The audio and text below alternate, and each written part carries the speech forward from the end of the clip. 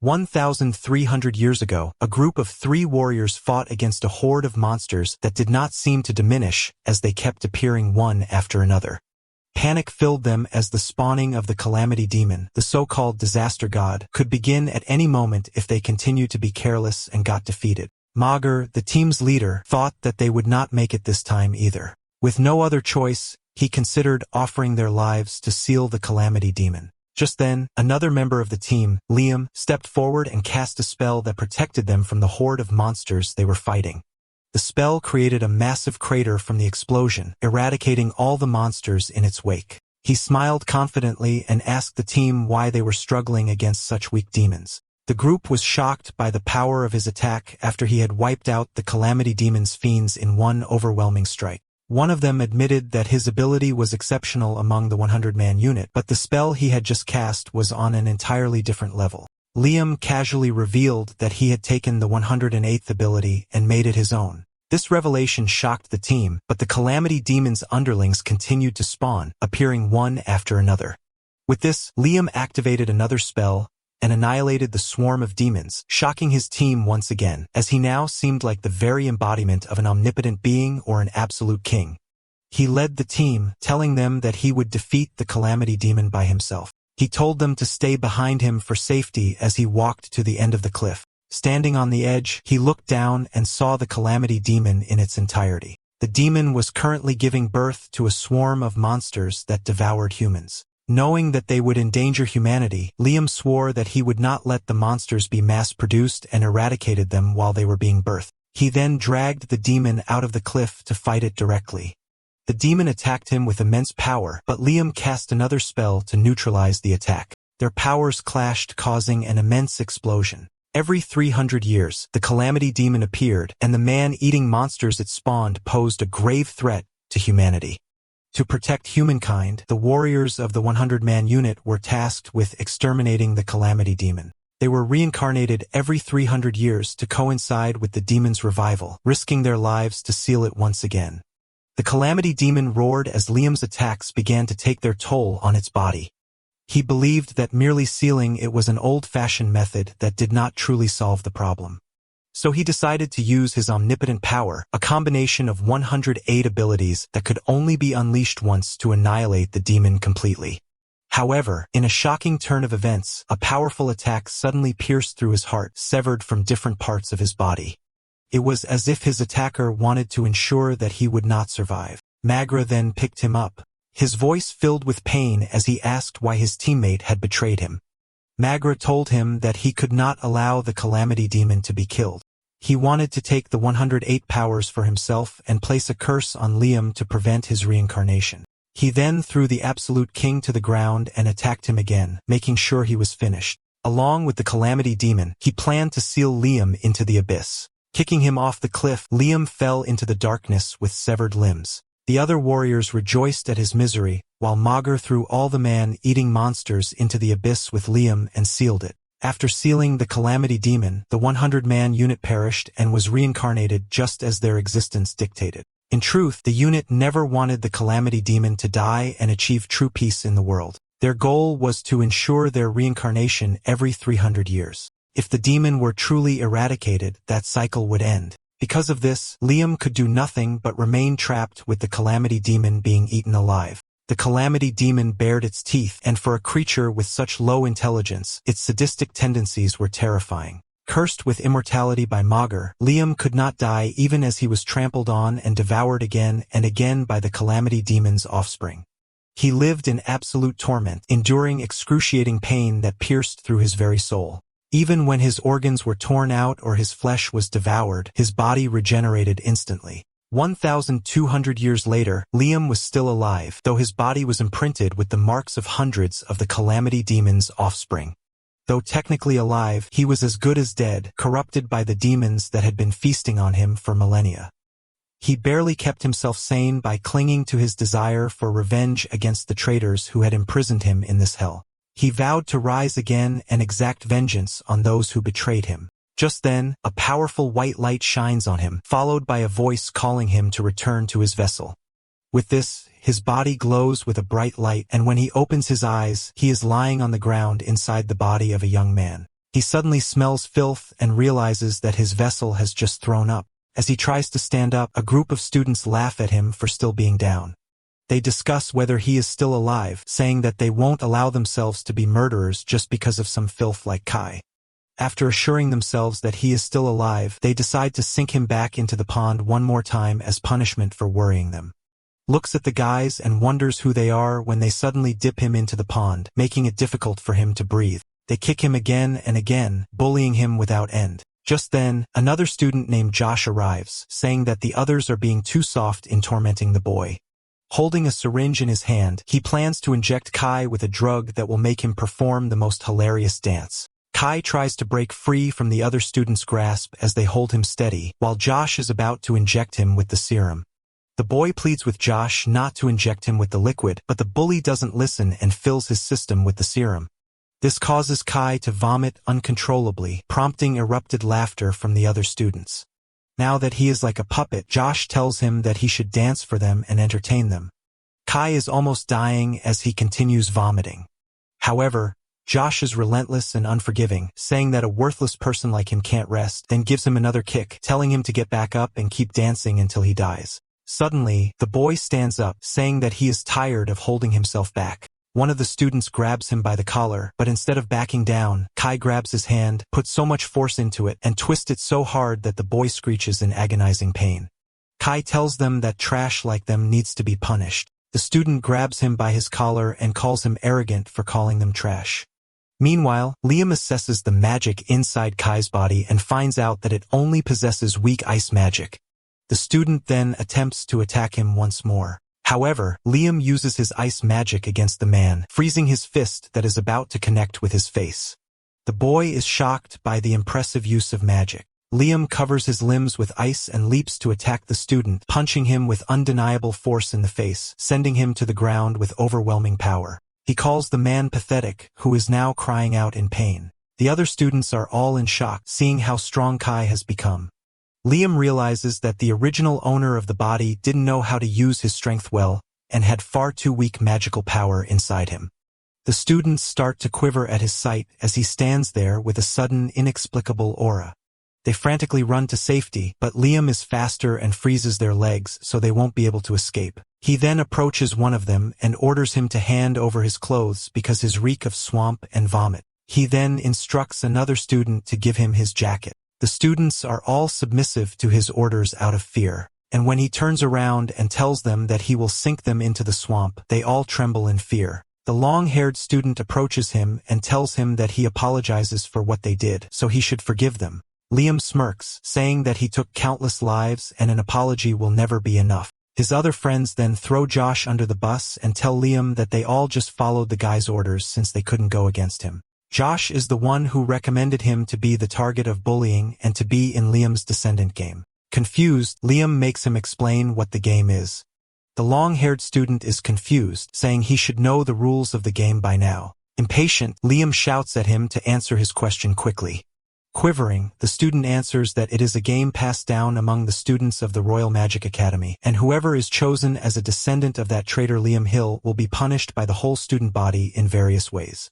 Liam is confused after hearing his name, and so the student explains that everyone should know about the tale of the subjugation of the traitor Liam Hill, and that he was defeated by the 99 heroes, putting an end to the worst villain of all time. Hearing this fuels Liam's anger. He remembers the faces of the real traitors who apparently created a ridiculous fake history to make him the bad guy. Now he must set history right. Still confused by his strange behavior, the students guide Liam to his residence. He tells them to go home for the day, but warns that this isn't the end for them. He will call for them again someday. When he opens the door to his residence, he is greeted by his butler, Morris, who addresses him as Your Highness. Liam is surprised to learn that Kai is actually of royal blood. However, whenever he tries to recall any memories related to Kai's family, he finds nothing. He figures that perhaps Kai is subconsciously rejecting those memories, which causes the blockage. He then looks at his butler and asks about Kai's lineage. Perplexed, Morris explains that Kai is the 8th prince of the kingdom. Confused, Liam asks why Kai isn't living in the royal castle, especially since he is of noble birth. Besides, it puzzles him that some students dared to treat a royal like trash. He also notices that his body is clearly weirded out by his master's sudden change in attitude. Morris cautiously asks what has come over him, saying he seems like a completely different person. Liam finds it odd that a servant would question his master out of concern. Without intending to continue pretending to be Kai, he tells Morris that the Kai he knew is already dead, causing even more confusion. He then advises the butler to simply think of him as another man who just happens to share the same face as his former master. Later, Liam lies down in the bedroom to rest. 2,100 years ago, Magra and his sister, Mimi, were surrounded and outnumbered by the man-eating offspring of the Calamity Demon. They were clearly at a disadvantage, and just then, one of the monster's tentacles pierced Magra's chest, pinning him to the wall. Mimi screamed in fear and was about to help her brother when she, too, was caught by the tentacles. She screamed in agony as the demons feasted on her body. Feeling weak, Margaret couldn't do anything to save his sister from being violated by the demons. Just as they were about to be defeated, a strong magical power exploded in the direction of the demons, annihilating them in an instant. Liam had arrived just in time to save them. The siblings were relieved, knowing they were now safe. Magar felt regretful for acting on his own and, in the end, still needing Liam's help, even though he had sworn he wouldn't. Liam acknowledged that Magar had been a real pain and acted childishly as he healed his injuries. However, that was all in the past, and the most important thing now was that they were safe. He checked on Mimi, and once he knew she was fine, he helped his friends stand up. He knew they were there to gather enhancement materials and understood their intentions. Magar, though often irritated by him, admitted that he was indebted to Liam, and that he was the savior of both his and his sister's lives. They shook hands in friendship, and Magar vowed never to forget his debt. At present, Liam wakes up from his dream and swears to find the ungrateful bastards who trapped him in the abyss with the Calamity Demon. Now that he is back, he will reclaim the power they have stolen from him. Liam is having breakfast at his residence served by Morris. He is having another simple meal, and it tastes awful. It is obvious that his butler is not accustomed to cooking, and there is no sign of other servants besides him. He can't believe that his life as a prince is lower than that of a low noble family. Morris apologizes for his shortcomings, but he stops Morris, saying that if he has pride, he won't be apologizing to him. He continues to eat his breakfast, but thinks that the quality of the food he eats needs to improve. At school, the students go about their day, preparing to attend their respective classes. Meanwhile, Liam wonders how he will find Kai's enemies. Just then, Josh appears with his lackeys from yesterday. The bully leader confronts him about roughing up his lackeys and getting carried away, admonishing him for defying them when he is just a descendant of Liam. The other students agree that he doesn't have the right to fight back and needs to just stand and do nothing like he always does. The students start to throw rocks at him as he stands there frozen and unmoving. He feels pity for the pain that Kai had to endure, and seeing how he is still holding up even after being hit by rocks many times, the students stop, clearly stunned. Josh tells them to continue the assault, but they seem hesitant as they are now beginning to get scared. With no other choice, Josh decides to beat Liam up himself and starts stretching his arms to give him a powerful punch. The punch connects, but Liam manages to dodge it. However, since the boy's body is weak, his bones easily break. He then tries to put the broken bone back with his healing power and easily attaches it to the right place. The students are in awe of how effectively he uses healing power on himself. Frustrated, Josh unleashes his firepower and hurls it toward Liam, who instead of dodging, just sighs, casts an ice spell and fires the spell back at him. Josh is struck by his own spell along with his lackeys. They are all thrown to the ground by the impact and left unconscious. The other students are stunned in place after seeing the new power of Liam. Just then, a teacher named Pierce arrives and tries to break up the fight, admonishing Liam. The teacher lets out an evil smile, saying that he needs to be punished for what he did. The young man tries to reason with him that Josh and his lackeys were the first ones to start the fight, but Pierce isn't listening. The bullies are glad that he will be reprimanded by the teacher, making a bet on how long it will take him to recover this time. Suddenly, Liam feels an excruciating pain in his head and sees flashbacks of the same teacher beating Kai. He realizes that he can see the body's old owner's memories and discovers that the teacher is also one of the people who harmed Kai. Seeing that he has stopped in his tracks, the teacher tells him to hurry up with an evil smile on his face. Meanwhile, Liam also wears an evil smile, ready to teach Piers a lesson. Piers leads him into a room and locks the door. He thought he had already taught the student an intense lesson 3 days ago, but it seems the boy hasn't learned a thing since he is causing trouble again. Smirking, he mocks the boy, saying he must enjoy corporal punishment and calling him a pervert who pretends to be of royal blood. Filled with contempt, he hurls more insults, calling him a vulgar loser.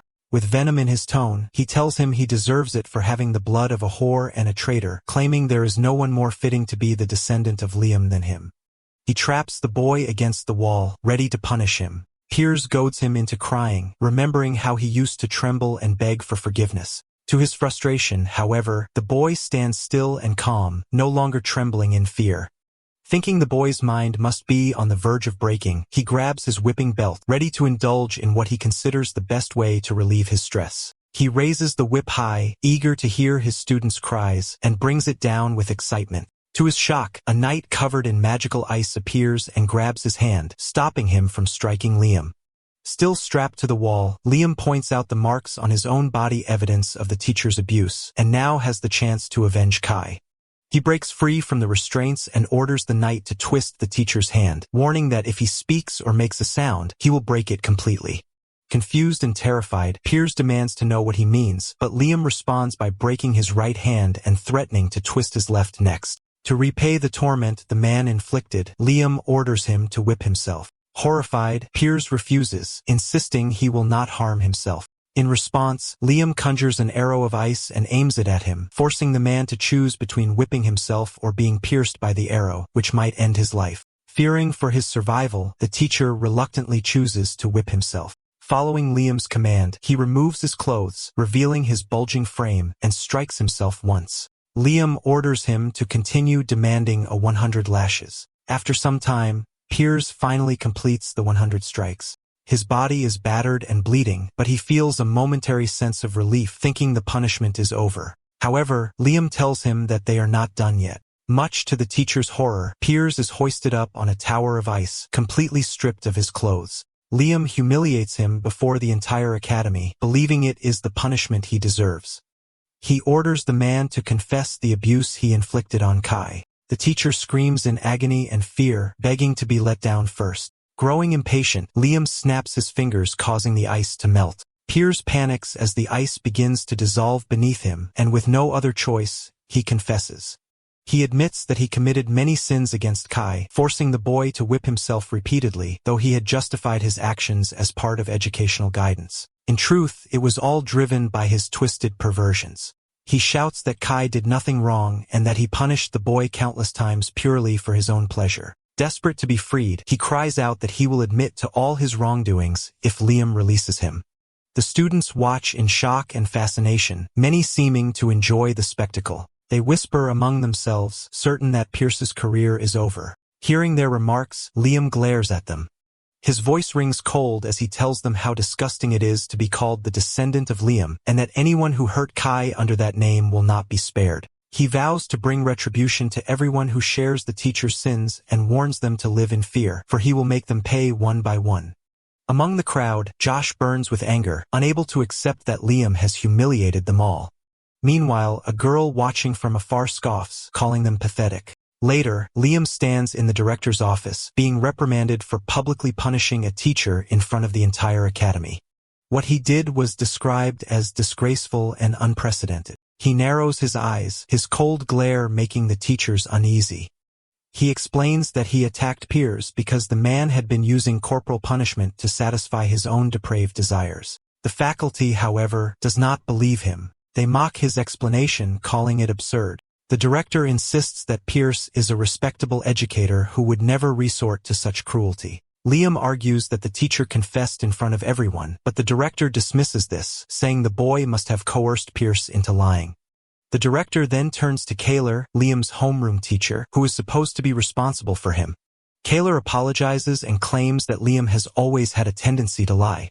She adds that a few months ago, he accused his classmates of bullying him, when in truth, many simply disliked him for being gloomy and blaming others for his shortcomings. Liam turns to her, meeting her eyes directly. His voice is sharp and steady as he tells her that she was the one who ignored Kai's pleas for help. Kayler found his words distasteful and asked the director to expel him immediately, to which the old man agreed. With a vicious smile on her face, she mocked him, saying that his dream of becoming a national recovery mage might not be within his reach anymore because he was being expelled. Just then, a staff member entered the room and delivered a message for the director. Upon hearing it, the director's face registered shock, and although against his wishes, he retracted his order to expel the boy. Kaylor tried to argue that they needed to stick with their plan, but the director told her to stop because the order had come directly from Lord Keith. This shocked the teachers, but it also made them obey since it was something they could not go against. The director sent him outside the room, and he was left wondering why the director had changed his mind about expelling him. He then remembered Kaylor's face and wondered if she was one of the people who was a target of Kai's revenge. He then planned on digging into Kai's memories more. Just then, a woman approached him, and her presence earned nothing but disgust from him. This brought him back to the past where Magar told another member, Violet, to hurt him more. The girl followed the order and cast a spell on Liam, injuring him further. After inflicting more pain, Magar kicked him into the abyss, wishing that he would suffer for all eternity. As he fell into the depths of the abyss, he saw the faces of the people whom he once trusted but who had betrayed him. At present, the girl approached him but recognized him as Liam. Even though she had a different face now, she was definitely Violet Reborn, one of the members of the 100-man unit who had once fought alongside him and then betrayed him in the end. He pinned the woman to the wall and whispered that her appearing before him saved him the trouble of hunting her down, which confused the woman. He whispers the name Violet, which baffles the girl even more. He then grabs her by the neck and accuses her of tricking him with her act. However, the girl claims that she honestly doesn't know what he is talking about and tries to use her magic, but she is having a hard time controlling the wind spell. Liam barely dodges it as the girl struggles to control her power and attack him. He looks at her with accusing eyes and calls her a pathetic liar. Determined to catch her lie, he tells her to attack him with the power of the wind god that she stole from him. She starts to cough, the use of wind magic taking its toll on her. Looking at her, he just knows that his power is wasted on the girl, and that she is not even using 10% of its true strength, saying that she is unworthy of the power. He declares that he is going to take back the power, but his body suddenly gives up from using too much magic, having pushed himself to the limit. Later, he wakes up from a dream with a jolt after his body recovers. The girl tries to help him get up, but he slaps her hand away, refusing to accept help from her.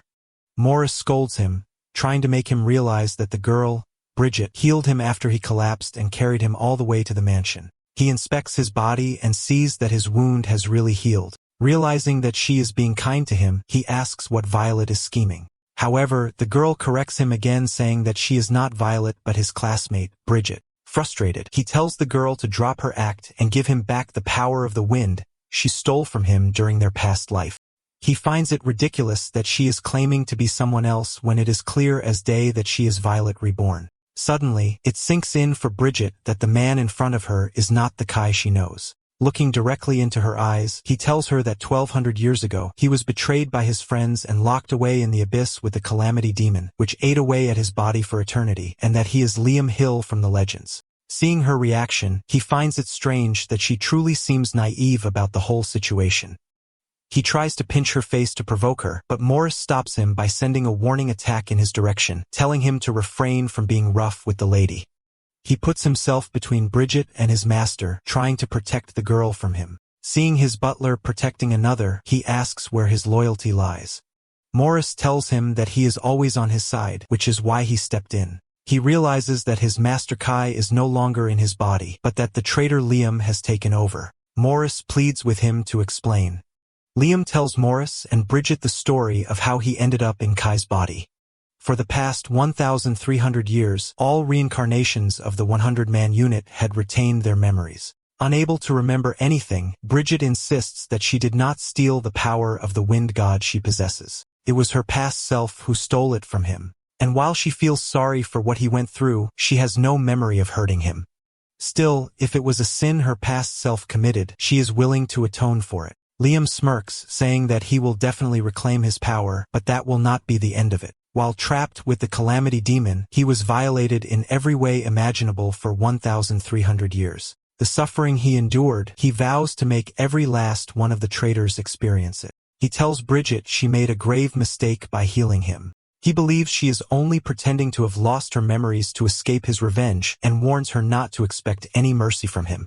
However, if her amnesia truly is genuine, he will make her remember everything first before turning her life into a living hell. Otherwise, his revenge would be meaningless. He then tries to invade her memories with mind-reading magic, but he forgets that Kai's body is too weak to use any magic other than ice. Liam clenches his fist in frustration, realizing he cannot even cast such a simple spell, something that would never have been an issue in his original body. In his current state, he cannot even use magic against Bridget or absorb the wind god's power. Determined, he declares that he will train and master magic even if it means delaying his revenge. He stands from the bed, eager to start practicing. Morris and Bridget try to stop him, but he is relentless. To convince him, Morris offers to use his own mind-reading magic to fulfill Liam's wishes, but Liam refuses, saying he will not return until he masters the ability himself. He tells his butler not to prepare any meals for him from now on, as he will focus solely on training. He goes out to the field, determined that with the proper training, Kai's body and latent magical power might even surpass his original strength. To unlock that potential, he must first acclimate the boy's frail body to the strain of powerful magic. He keeps trying to harness his magic, but Kai's body continually gives out. As night falls, he continues practicing, pushing himself to the limit. Worried for his well-being, Morris brings him food and begs him to stop, afraid that if he pushes further, he might die. However, Liam cannot hear him, too focused on harnessing his power. Morris watches in awe his master's determination and incredible focus. Not wanting to disturb him, he leaves the dish he prepared made with ingredients known to stabilize magical power. Still training, Liam breathes heavily and finally succeeds in harnessing his energy. With a victorious glare, he declares that he can now take back the stolen power of the wind god from him. Liam was able to master both mind reading and ability absorption in less than 2 days. With this, he confirms that his new body's potential is absurdly high. He sees the basket of food on the ground beside him and remembers Morris leaving them last night, saying they helped stabilize magic power. He just vaguely remembers it happening. Despite the thoughtfulness, he deems the effort unnecessary. As he was about to turn away, a memory slipped into his mind. The butler ran to Kai, rushing as he noticed his drenched appearance. Beaten and bruised, the poor prince apologized for being such a worthless master. Should the helper ever want to leave the mansion, he'd gladly write a recommendation letter. However, Morris says he'll never leave and will always take his side no matter what happens. Undeniably moved by the young man's memories, Liam sighs and takes a seat in front of the prepared meal basket. They're nearly rotten from being left there all night, but he takes big bites regardless. Soon enough, the plates of food are completely devoured without leftovers. Since he's full, he decides to take a short nap for now and heads back into the mansion. He sees the door wide open and instantly becomes suspicious. Coming even closer, sticky red liquid marks the floor from the entrance.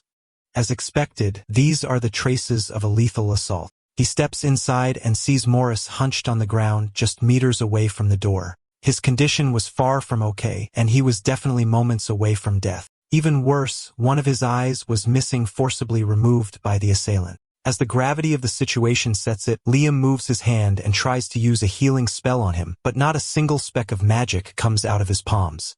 In his current state, he can't even use a healing spell. As such, the young master gently laid him on the floor for now.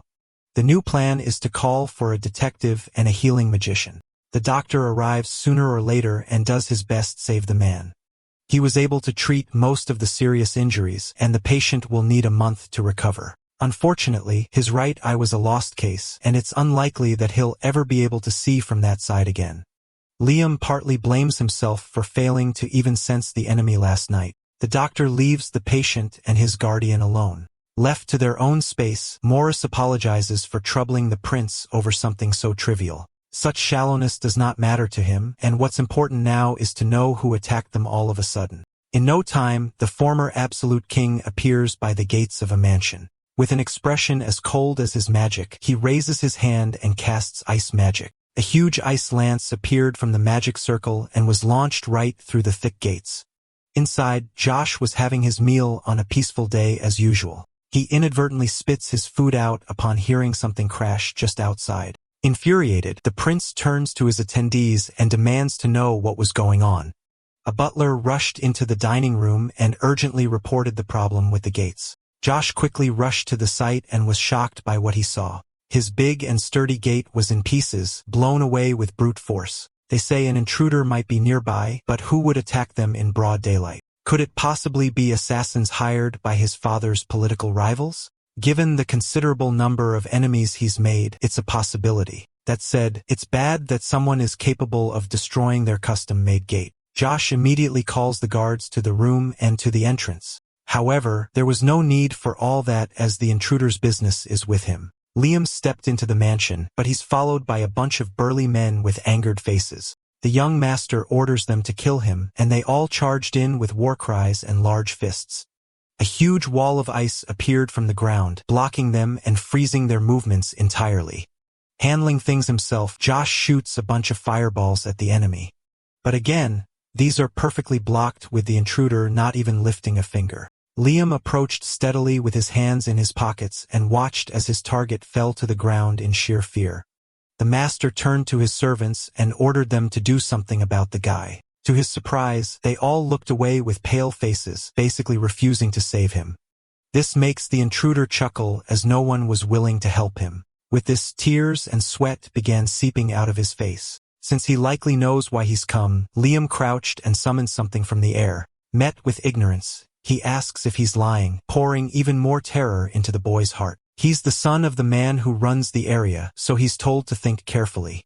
Hiding behind his father's authority, he does whatever he wants on a daily basis. Because of this, even Morris knew his name, but the problem is the existence of the person who conspired with him. Liam's butler is fairly skilled, and the student can't have possibly harmed him on his own. Pointing an ice pick at his eye, he demands to know who else invaded his home.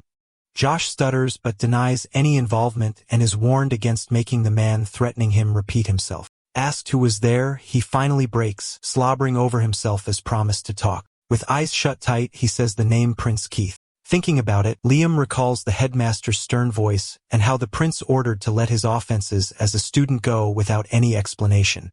He asks Josh if the noble is Kai's enemy, but he can't say any more as doing so would spell his immediate death. With this, Liam decides to approach him directly and conjures the pick again. The young master said everything he can, but that's not enough to be forgiven at all. After all, the price to pay for taking Morris's sight is a heavy one. Josh turns into a wrecked mess of absolute fear. In the first place, the intruder's purpose for coming there was to take revenge for his butler. Perhaps it was meant to tease Kai, but laying a hand on his aide was a mistake. The desperate pleas and cries fall on deaf ears, and Liam asks the spoiled brat if he knows the phrase an eye for an eye. With intricate and slow movements, he drives the ice pick deep, eliciting ear-piercing shrieks that rang throughout the mansion. Morris, still bandaged, asks his master about the thing in his hand. Liam puts it a bit closer and shakes a little bottle around. Inside it was Josh's eye, a little trophy he took for revenge. He smirks and offers to display it on the shelf, but is promptly told to bury it in the garden. Doing as told, he even puts a humorous sign indicating the spoils of war. The butler sighed, never expecting him to bring such a thing back. Told that this wasn't the end of it, he argues that he doesn't need any more parts. Liam clarifies, saying there are more people who still need to be hit with vengeance. Morris is taken aback by his drive. Unfortunately, he doesn't know who attacked him as they did so from behind. His young master proudly shares that he was able to force a name out and mentions Keith. He's asked if the name rings a bell, and the butler's reaction shows that it definitely does. After a moment of thought, he says he doesn't need revenge. If that person is involved, he shouldn't have a reason to seek vengeance on Morris's behalf in the first place. After all, he isn't his old master anymore. This is undeniably true. But Kai considered him an ally, and Liam owes him a debt for giving him his new body. For this reason, he intends to carry out everything he wanted to do in his place. What's more, there's a high chance that Keith is actually the one who killed his master. Hours ago, Josh rolled and screamed in agony, holding the eye socket that was now empty. His servants watched silently, and the horrific sight was enough to make a maid faint. A butler is ordered to take her out of the room with care, and they all take this opportunity to leave the area. Left alone, Liam called to the squirming boy. Afraid that he'll be hurt again, he curls up and begs for mercy, but is told not to worry. The debt from hurting Morris had been paid with his eye. However, the revenge for Kai still remained. Horror filled Josh's entire being as he realized what he was talking about. He drugged the innocent boy and probably caused him to lose his life. The pathetic young master pleaded, saying he only followed orders. Asked if he was commanded by Keith, he looks away with his remaining eye, unable to answer. Hesitation spreads across his face as he was warned that saying anything would lead to his death. He turned away and kept begging to be forgiven already. Back in the mansion, Liam says he needs to question the prince, at least for the dead boy's sake. Morris stops him for a moment, repeating how his master was drugged and killed. With his voice and body trembling, he asks if he's really dead, saying he thought that he and Liam's souls were just temporarily switched. It became clear that a misunderstanding was afloat. Kai died after being force-fed drugs, which is why the old hero's soul entered his body. After all, one body can only contain one soul. In other words, his old master's being and personality no longer exist in this world. Morris freezes in disbelief from the news. Tears soon fall, and he grips the bed tight in frustration. Kai was gentle and kind, especially among his peers. No matter how hard he was bullied, he never had it in him to hate others. His death was unforgivable, and as such, Morris sincerely asked for his vengeance. There was no need to ask, as Liam already intended on doing so regardless. Liam confidently walked through the academy's corridors, and his mere presence elicited strong reactions from other students. Inside the lecture hall, people are talking about Piers and how he's taking some time off. Suddenly, a shadow was cast over Bridget. Seeing who it was from, the classmates backed away in fear and worry over what he might do, more so when he turned to shoot them a threatening gaze. Since it was too noisy, he told the girl to come with him and speak elsewhere. They arrived by the courtyard where there would be no interruptions. It was finally time for him to peek into her heart with the power he obtained. She's surprised knowing Kai doesn't know mind reading magic and can't believe his words as he claims to have learned it in just 2 days. After all, mind reading is an intermediate spell which takes at least 3 months to master. He piles on, saying he also learned absorption magic to take his powers back. The mention of an advanced level skill makes her gasp. There's no way he could learn something that normally takes years of training in such a short time. Using his actions, he casts the spell to prove his point, and she has no choice but to accept that he really has learned it all. Liam smugly emphasizes that he's the strongest and is on a completely different level from them. Surprisingly, the confidence makes her blush.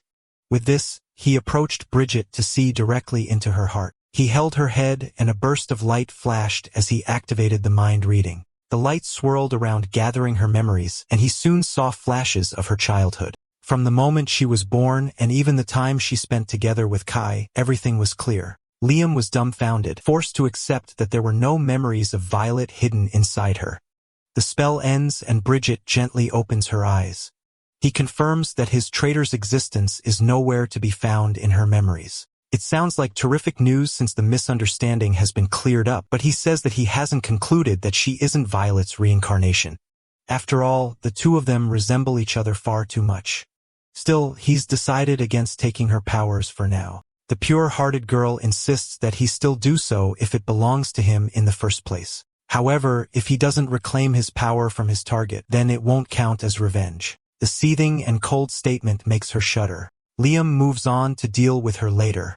For now, he has to avenge Kai against Keith. The name makes her grab his arm and ask him to wait. Like Morris, she dissuades him from going against the prince at all costs. If he proceeds with his plan, he'll be killed without question. The former absolute king questions if she thinks he'd lost. His enemy is an incredibly cruel man. Beyond that, he's mastered light magic, even more so than the one named Light War King. The weak ice magic he inherited from Kai can't possibly stand against such a powerful man. She might be right about him being an opponent he can't defeat, but the thought alone makes him smile deviously. Liam's current ice magic was undoubtedly weak. His acceptance makes Bridget confused. Even Kai admitted that his substandard magic couldn't possibly beat Keith. But for some reason, the man in front of him was still so calm despite it. The bell rings and their stomachs growl just in time for lunch.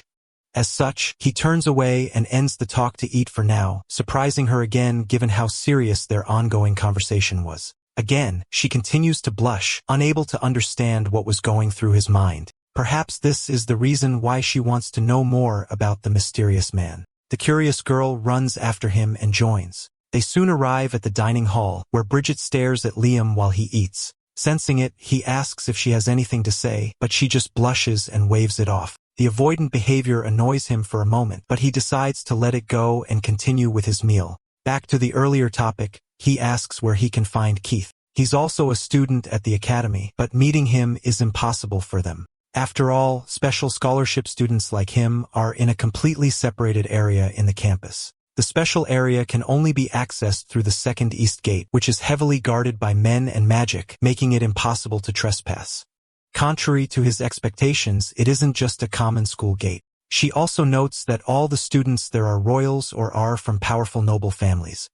Unfortunately, contacting him outside the academy is also impossible and would actually be even harder than doing so inside. Keith is always escorted by a handful of his personal guards. Additionally, any of his attempts to meet the royal will be blocked no matter what. With his arms crossed in frustration, he asks why. Apparently, there's a restraining order prohibiting him from approaching the royal family. This is odd as he himself is a member of that family. Morris explained back then that he's the 8th prince of the kingdom. And now, Bridget explains that he is not the current king's biological son. His real father, Duke Asher, was the current ruler's older brother. For some reason, he tried to assassinate the late king and was captured as a traitor. As punishment for treason, he was promptly beheaded without mercy. Soon enough, Kai's mother, the Duchess, followed her husband to the afterlife. On the other hand, the current king adopted him as a son and raised him as the 8th son. However, the queen set one condition before she allowed him to take the boy in. He was not allowed to live in the royal palace and will be stationed away. Additionally, he could not have contact with any of the royal family members. Lastly, his right to succession was permanently revoked. If he ever breaks the restraining order issued by the queen, he would be imprisoned immediately. Liam stretches, not too bothered by the entire thing. He wonders if there's any legal loophole that allow him to get close to the prince. Thinking and pondering for a while, she suggests getting special permission from the headmaster, but it's never happened before. The memory of the director's smile as he expelled him was still vivid. He looks like a fairly sneaky guy and exactly the type that's easy to corner with leverage. Getting an idea, he asks where he can find the headmaster. Students rushed away in surprise as they saw Liam walking through the campus. They have no idea why, but he was walking the road that leads to the gate for the scholarship area. He asked Bridget where he has to go if he wants to meet the headmaster. The plan is to get hold of his weaknesses and force the man to accept his terms. Instead of a threat, he'd rather call it a negotiation. After all, someone with such a villainous face is likely to have a few dirty secrets. The girl can't help but agree with his conclusion and stays quiet while thinking about it. She then asks for a little time as she wants to look into the director herself. Her reason for helping him was unclear, especially given their relationship. It won't make up for what happened between their past lives, but she still wants to somehow atone. Since it won't hurt him anyway, he decides to take her up on the offer. Delighted that he's opening up, she tells him to use her as he pleases. It's not like he trusts her, but that's why it'll be interesting to see how she'll move. Just in case she turns out to be useless, Liam does some digging on his own. With brave and steady steps, he walked towards the east gate. There, he sees 2 guards right off the bat, along with an advanced magic circle that's layered multiple times. With his current abilities, there's no way he can break through the barrier. Just then, he hears the wheels of a carriage turning. A large horse-drawn carriage suddenly sped past him, and in that quick moment, he senses an unmistakable presence. He was already sure that the man inside was none other than Mauger, the mastermind behind his betrayal. A long time ago, that very same man knelt before him, saying he'll never forget what Liam did for him. They fought countless battles together, trusting the other with their back. However, all that was defiled during the day of their last encounter. Just thinking about it makes him chuckle. He can't believe that he ran into his biggest enemy's reincarnation so easily. Looking again, he sees 5 guards stationed at the post. They aren't much of a problem on their own, and the real issue is the magic gate. Even the carriage stops before it and goes through a magical security and analysis check before it's granted access. After a while, the chains are undone and the door swung open, allowing the carriage to enter. If he barges in now, he'll definitely cause unwanted commotion. As such, he concludes that it'd be better to let them move freely for a while. What matters is that he already knows where Magri is. Magri was indeed inside the carriage and seated beside a bunch of red and sticky bags. Moving into the special campus and arriving at his destination, he exits with the bags in his hands. The red liquid continued to drip to the ground as he walked through the building. Soon enough, he reaches the student council's executive office. There are already people waiting for him inside. The seats were full, and the man sitting at the head asks how it went with his idiotic targets. As the leader called to him, Mager complained about him using his name from years ago. He drops the bags and says it was all going as he predicted. Inside were heads of the ones who stirred up the descendants of Liam Game. They said their victim strength personality suddenly changed as if he had become a different man. In other words, Liam had finally entered his vessel. Things had actually progressed more than that. When he was making his way there, Magri happened to notice their old friend. The unexpected sight caught him by surprise at first, more so when he saw him staring right into the carriage. He was already close right by their side. The leader chuckles and grins in amusement, glad that the absolute king had finally come back to them. Sharing in his smile, the others add on, saying he'll be trampled helplessly in this life as well. It was the perfect scenario that all of them could hope for. 1200 years ago, they just threw him into the abyss and couldn't even watch him suffer. This time, they can stay and watch every second of it happen. A few days later, Bridget gladly announced that she has solid information on the director. Despite her satisfied smile, Liam's expression remained unchanged. Meanwhile, their classmates wondered why they were together but didn't dare question it. A stern gaze from him makes them flinch and run away. The young man then asks if the information was reliable without a doubt. She proudly says that it's certain. Apparently, the old man has been lying about his business trips and sneaks off into a club where he's gotten quite close and familiar with one of the women working there. He's known to be terrified of his wife, so proof of an affair could be used as leverage. With an expectant smile, she asks what he thinks of her information. Any man with status is like him, so Liam doubts that it would be very good for them. The realization of how terrible men are leaves her in utter disbelief. If they keep an eye on him in the luxury club, he might end up exposing something useful. That said, they can't just stroll inside since they're both still minors. An awkward silence passes and he clicks his tongue in frustration, reminded of such factors. It'll be an extra step, but they'll just have to disguise themselves to look like adults. Having recovered well except for his eyesight, Morris welcomes Bridget into the mansion. She walked in the night, clad in soft white silk and her hair done up. Feeling bad, she apologizes for making him fetch her when he's still healing. His master also told him to stay in bed, but that'd only make him sluggish. They reached the main door after a while of walking and knock to announce their arrival. The master of the house allows the two to enter. Bridget is stunned and blushes beet red as he sees Liam in a dashing and charming all-black suit. Noticing her, he questions why she looks so dazed, but she can't just admit that she was mesmerized seeing his mature appearance. With a cold gaze, he quickly decides that she looks too childish. The two are disappointed by his reaction and Morris scolds him for saying such a thing to a lady who dressed up for him. However, that isn't the point, and what matters is that she looks like an adult. Unfortunately, she currently looks like a child being taken to the opera by her parents. As such, he turns away and decides to head to the club all on his own. Bridget called to him, refusing to accept it. She looked around while he refused to even listen to her complaints.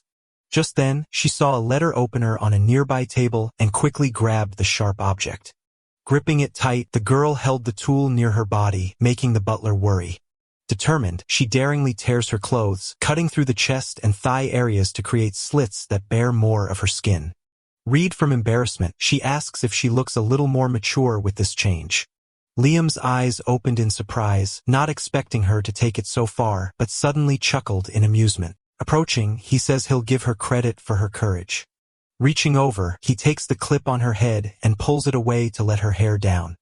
This is the final step that gets her where they need to be. Bridget turns red again and her heart beats fast. Moving on, it was time to set their plan into motion.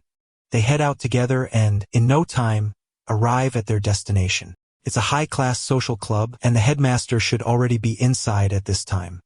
Liam walks out of the carriage first and extends his hand to his partner and asks if she's ready to play the role of a refined lady. The waves of heat on her face seem to be unending, but this was not the time to be nervous. With a determined gaze, Bridget says she's ready and takes his hand to follow. Liam and Bridget walk towards the entrance of the high-class social club. The bouncer blocks the way and says that they need to show their ID. They look at each other and we flash back to earlier in the evening. In the mansion, Bridget hands Liam a fake ID. He takes it and sees that it says a different name and age. 21. She says it is necessary to get into the club. Liam wonders if it will actually work. He asks how she got it and she replies that she used her dad's connections. He remembers what she previously mentioned and then asked her what her father does. Bridget seems nervous and replies quietly that he runs a small business. Back in the present, the bouncer is checking the ID. He believes it is legit and allows them to enter. Liam and Bridget go through the door and see the fancy space inside with a bar. Some rich folks are smoking cigars and gambling. Bridget is a bit culture shocked to see what the adult world is like. She then looks around to find the director, but he is not there.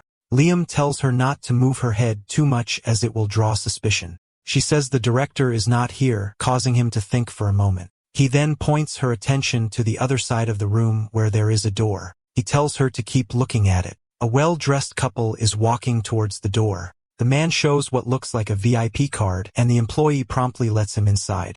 Liam figures it is a VIP room and that the couple had a special membership token. Crime, no matter the era, is plotted behind closed doors. Thus, he figures the director is past that door. Bridget is worried, though, that a simple ID will not be enough to get in. It will be almost impossible to fake the VIP token. Liam, though, says it is not a big problem. He noticed that the door isn't actually locked. Thus, they will just need to get the black-suited guys out of the way for a moment. Bridget wonders how they will pull that off, and Liam reminds her that he can use magic. Liam reiterates that to get through the door to the VIP room, they will need to get the men in black suits out of the way.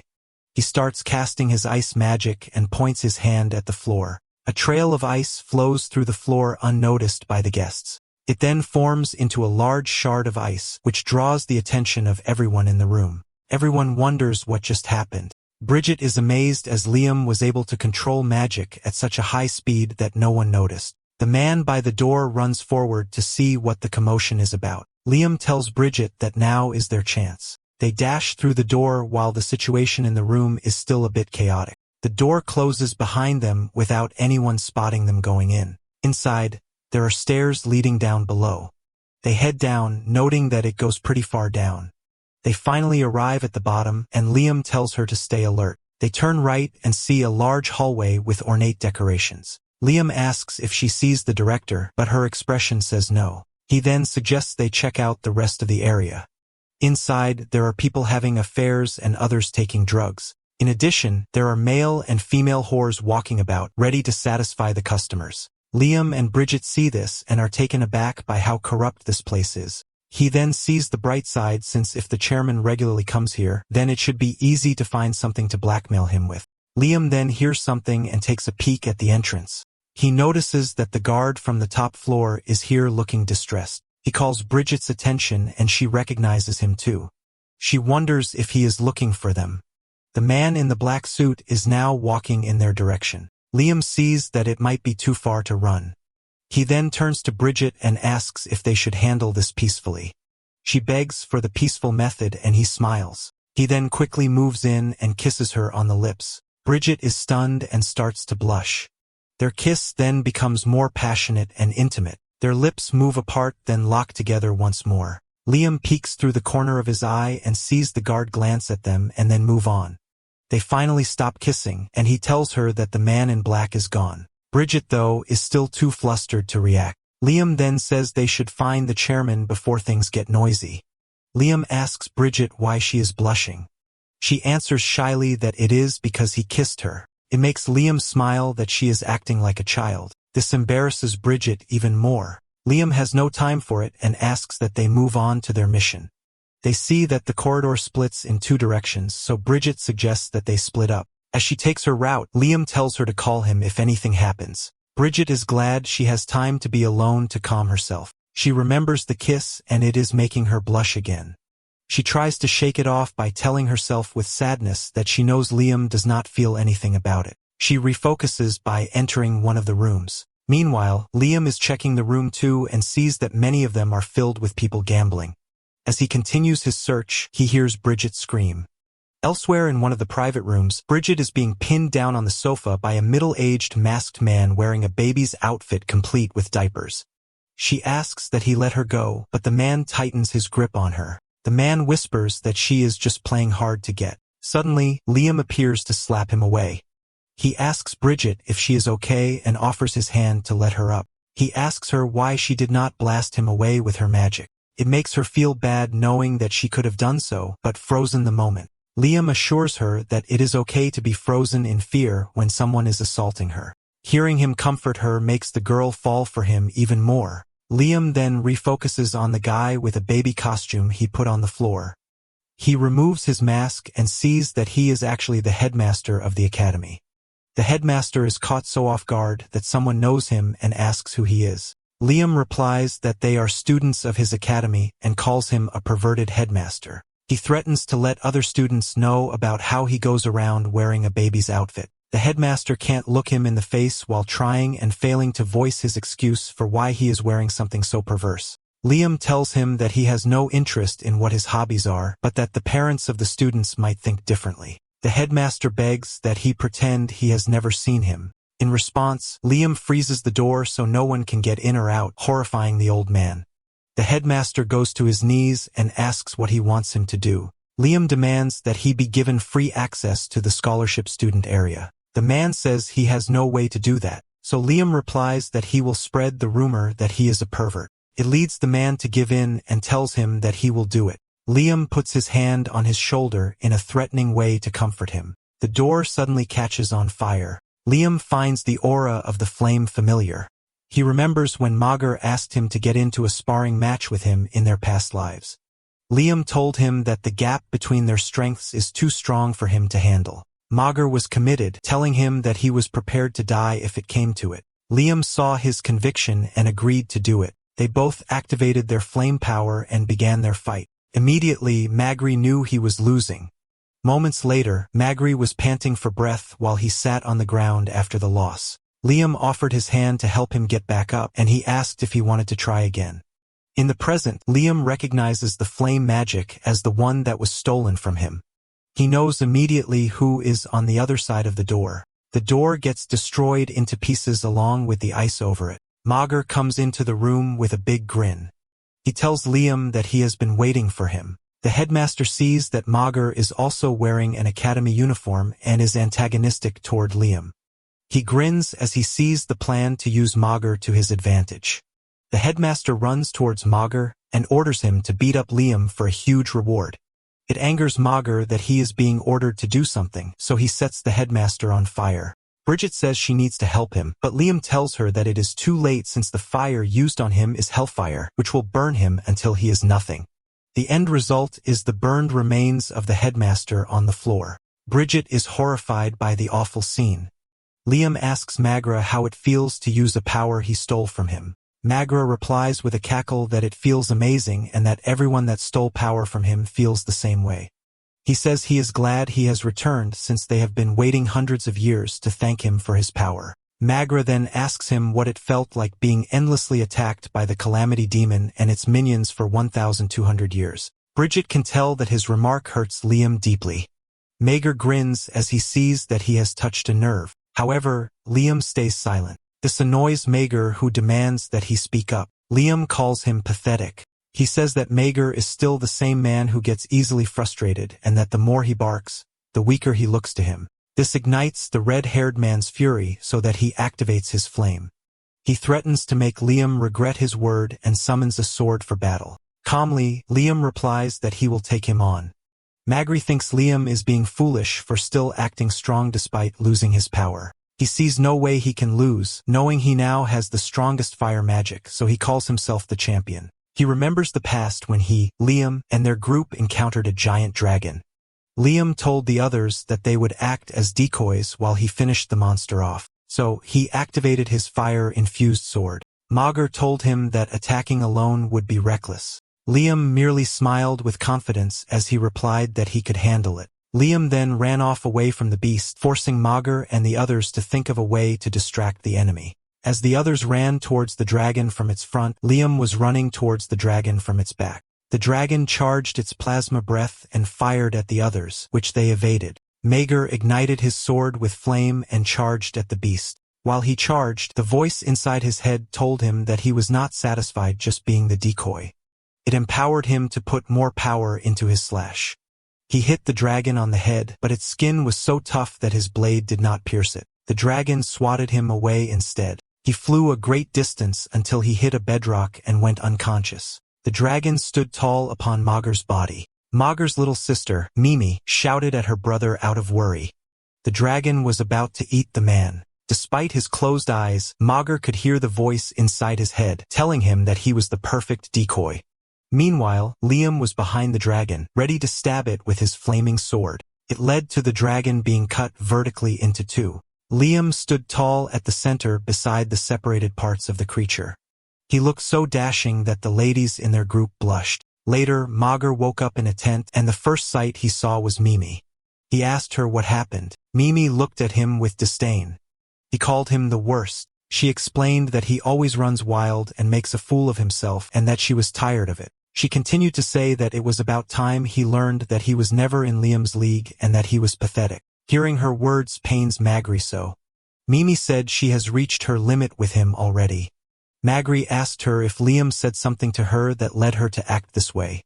She replied that he was acting uncool for thinking this. As she left the tent, she said that she wished that Liam were her brother instead and that he should apologize to Liam for what happened earlier. Magri gripped his hand and bit his teeth tightly in frustration. Magri tells him that he is not weak. To prove his strength, he rushes toward Liam with his firepower. Liam blocks his attack with his ice. The air around them sizzles from the clash of their powers.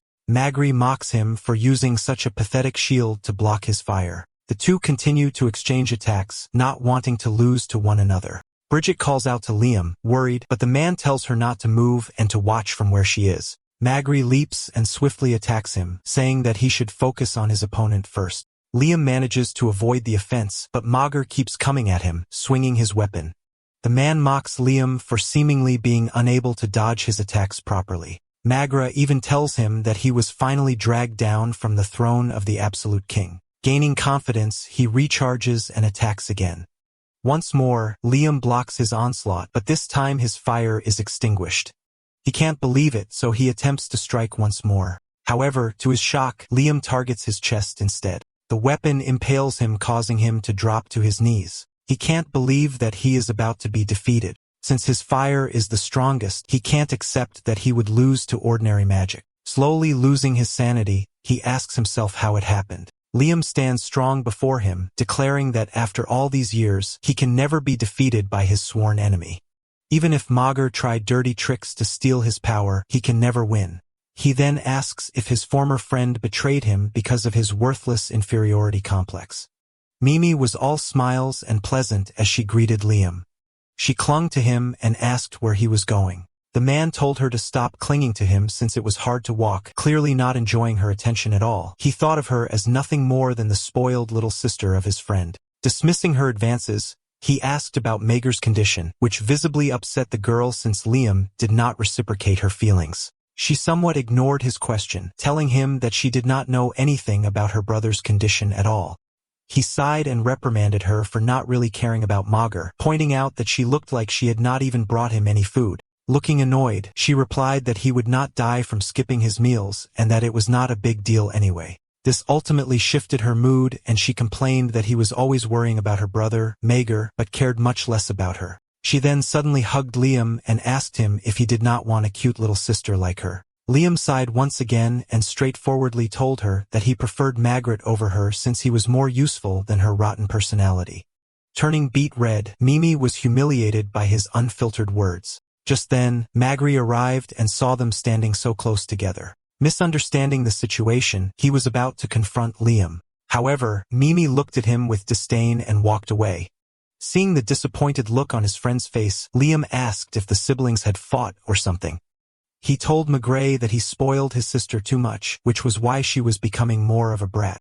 Mager finally confronted him and asked if he had been kissing Mimi just now. Liam stayed calm and told him that it seemed his injury had clouded his judgment. This pulled Mager back to the present, and he apologized, saying that he was not really thinking straight. He explained that he truly cared about Mimi and could not help being overprotective. He was sure that Liam understood this too, so there was no way his friend would betray his trust. However, a few days later, Magri barged into his home in a hurry.